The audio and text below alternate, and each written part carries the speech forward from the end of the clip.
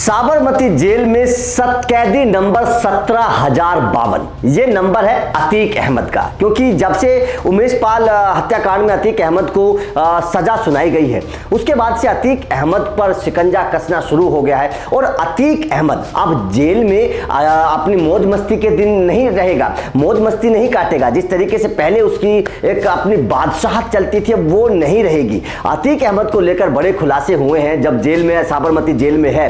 अब उसकी जो बैरक है वो बदल दी गई है। मतलब अब कुल मिलाकर अतीक अहमद एक पूरी तरीके से अपराधी हो गया है, पूरी तरीके से कैदी की तरह वो जेल में रहेगा। जेल की तरह उसको रोटी खानी पड़ेगी, चावल मिलेंगे, उसी तरीके से उसको सारा खाना दिया जाएगा जिस तरीके से अपराधियों को दिया जाता है। अब अतीक अहमद को कोई भी अलग से एक्स्ट्रा सर्विस नहीं दी जाएगी। उसके पैसों के दम पर जो पहले से होता था वो अब नहीं दिया जाएगा। लेकिन अतीक अहमद को अब जेल में 25 रुपए दहाड़ी मिलेंगे। मतलब वो कुशल कारीगर के तौर पर फिक्स कर दिया गया है। उसका अकाउंट जेल में खोल दिया गया है जिस तरीके से बाकी सारे कैदियों का होता है। और उनको अब अतीक अहमद को भी जेल में काम करना पड़ेगा। अब अतीक अहमद को क्या क्या काम दिया गया है? अतीक अहमद को सबसे पहले भैंसों को चराना पड़ेगा, मतलब नहलाना पड़ेगा, धुलाना पड़ेगा, जो भैंस होती है उनको चराना पड़ेगा। ये काम अतीक अहमद को दिया गया है। अतीक अहमद को खेती करनी पड़ेगी, ये अतीक अहमद को काम दिया गया है। अतीक अहमद को बढ़ाई का काम करना पड़ेगा, ये काम अतीक अहमद को दिया गया है। और इस काम के बदले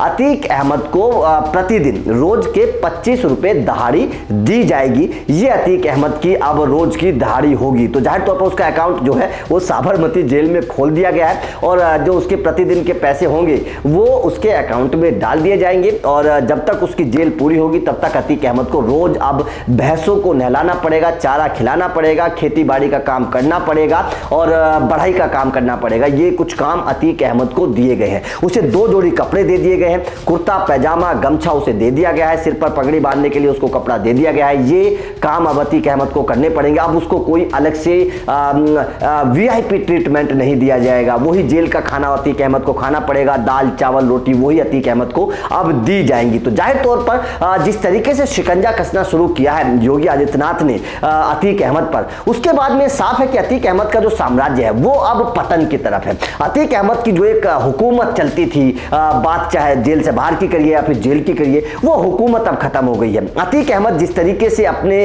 दम पर सत्ता को बदलने की ताकत रखता था वो चीजें अब नजर नहीं आएंगी योगी आदित्यनाथ सरकार में। और साबरमती जेल में अब अतीक अहमद एक प्रॉपर कैदी की तरह रहेगा। जिस तरीके से एक कैदी होता था अब उसकी बैरक को भी बदल दिया गया है, कैदियों की बैरक में उसको ला दिया गया है और काम उसके दे दिए गए हैं। अकाउंट उसका मजदूरी का प्रतिदिन का अकाउंट उसका खोल दिया गया है और उसकी कैदी नंबर जो संख्या होती है वो भी फिक्स कर दी गई है। कुल मिलाकर अतीक अहमद अब अपने आप मतलब पहली बार ऐसा फील कर रहा होगा कि हाँ वो अपराधी है, क्योंकि अभी तक उस पर कोई आरोप सिद्ध नहीं हुआ था। अभी तक वो जेल में जरूर था लेकिन उस पर आरोप कोई सिद्ध नहीं हुआ था। पहली बार ऐसा हुआ है कि अतीक अहमद पर कोई आरोप सिद्ध हुआ, उसे सजा सुनाई गई है। आज तक माना जाता है कि करीब 100 से ज्यादा केसेस अतीक अहमद पर थे लेकिन अतीक अहमद को कभी सजा नहीं सुनाई गई।